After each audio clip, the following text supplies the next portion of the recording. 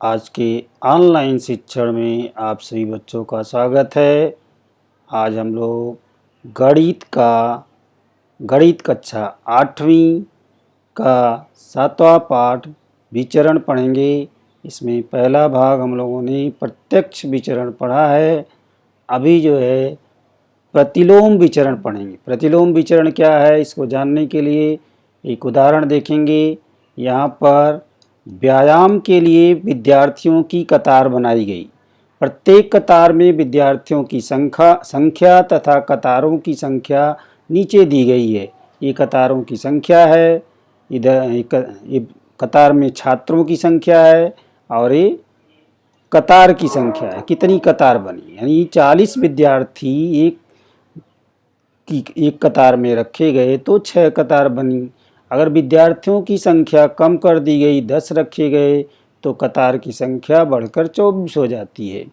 अगर विद्यार्थियों को 24 कर दिया गया तो कतार की संख्या 6 हो जाती है।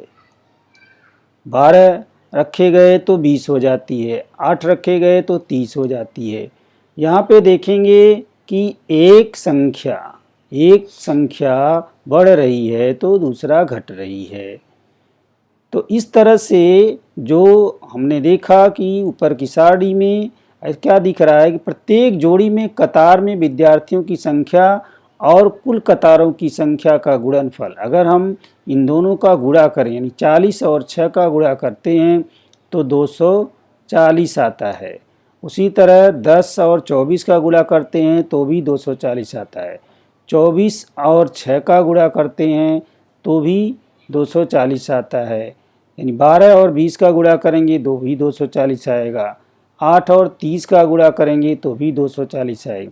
सबका गुणनफल क्या है, 240 ही आ रहा है। यानी ये स्थिर है, इनका गुणनफल स्थिर है। प्रत्येक कतार के विद्यार्थियों की संख्या और कतारों की संख्या में प्रतिलोम विचरण है, यानी इसमें प्रतिलोम संबंध है। यानी एक तरह से पहले जो पढ़ा तो एक संख्या बढ़ रही थी तो उसकी उसी अनुपात में दूसरा भी बढ़ रहा था, लेकिन अभी क्या हो रहा है कि एक बढ़ रहा है तो दूसरा उसी अनुपात में घट रहा है।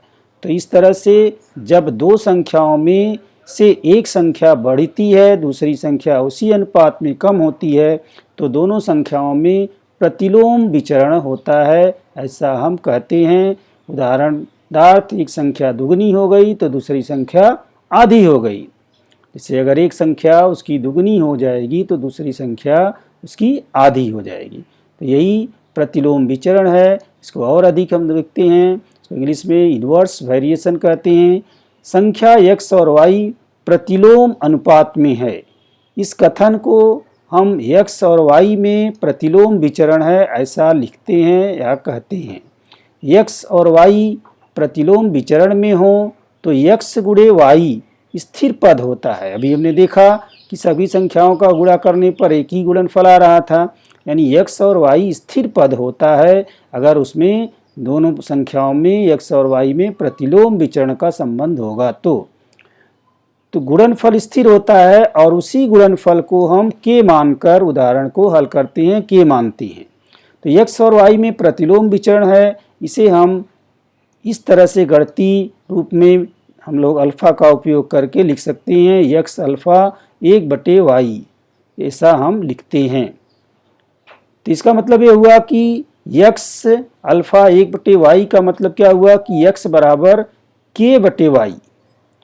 इसको समीकरण में इस तरह लिख सकते हैं, x अल्फा 1/y बराबर, अर्थात x बराबर k/y, या इसको हम कहेंगे x गुणे y बराबर k, x गुणे y बराबर k।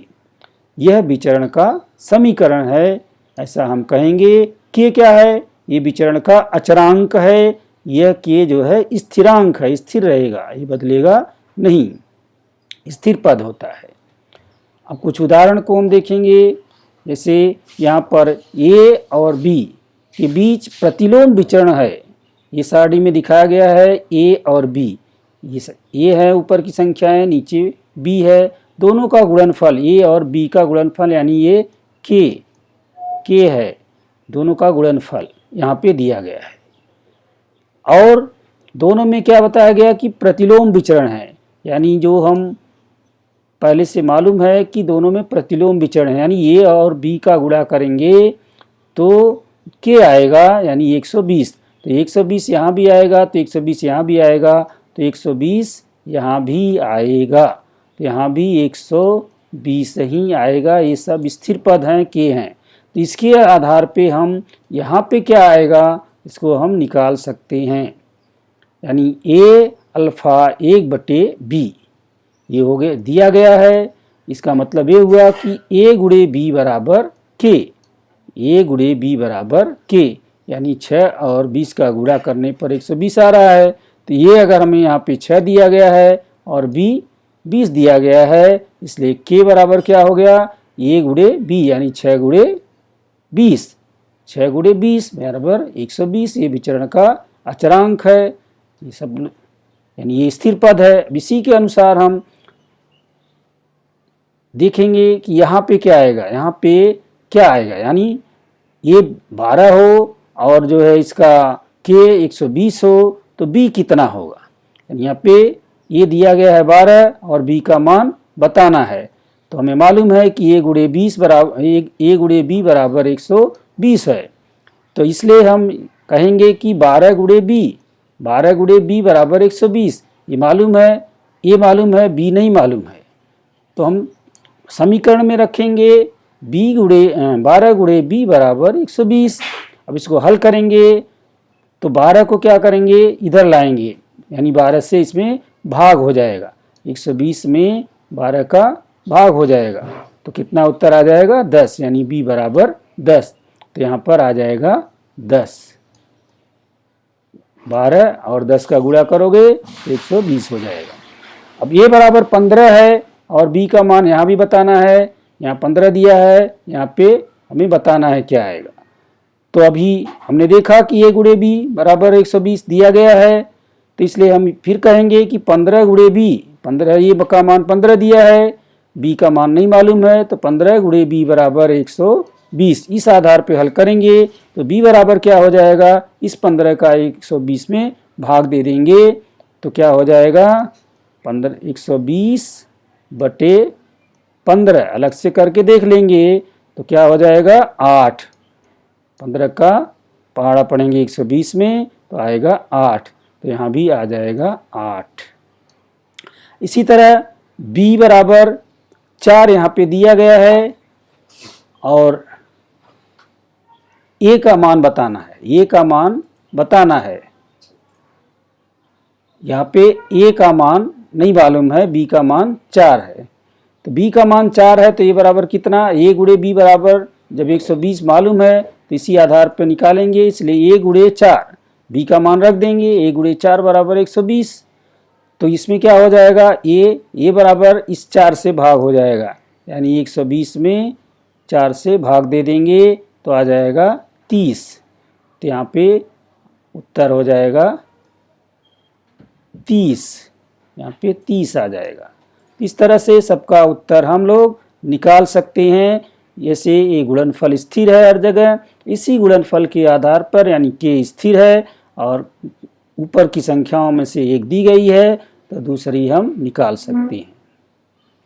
दूसरा उदाहरण देखेंगे, f अल्फा 1/d का वर्ग, यानी f और d में कैसा संबंध है, प्रतिलोम विचरण का संबंध है। d बराबर 5 और f बराबर 18 दिया गया है। इस आधार पे प्रश्न है कि d का मान 10 हो तो f का मान ज्ञात कीजिए, अगर f का मान 50 हो तो d का मान ज्ञात कीजिए। यहाँ पर जो दिया गया है इसी आधार पर इसको भी निकालेंगे। f अल्फा 1/d का वर्ग मतलब क्या हो गया, f गुणे d का वर्ग बराबर k। इस f और d का गुणनफल बराबर k जो स्थिरांक है, स्थिर ये अचरांक है जो है विचरण का अचरांक है जो स्थिर पद है k, दोनों का गुणनफल f और d का के वर्ग का गुणनफल k है। d 5 दिया गया है यहाँ पे और एफ 18 दिया गया है। इस आधार पर हम के का मान ज्ञात कर लेंगे पहले। इसलिए 18 गुणे 5, 5 का वर्ग, 5 का वर्ग क्यों लिख रहे हैं? क्योंकि यहाँ पे डी का वर्ग लिखा है। डी का मान 5 है लेकिन डी के वर्ग का 5 नहीं है, तो डी का मान खाली 5 है, तो डी का वर्ग यानी 5 का वर्ग, तो 18 गुणे 5 का वर्ग बराबर के। इसको सरल करेंगे, इसलिए के बराबर क्या हो गया? के पक्षांतर कर देंगे, इधर चला जाएगा। 18 गुणे 25, 25 कहाँ से आ गया? 5 का वर्ग, 5 का वर्ग करेंगे 25, तो 18 गुणे 25 बराबर हो जाएगा 450। ये विचरण का स्थिरांक हमें मालूम हो गया, के मालूम हो गया।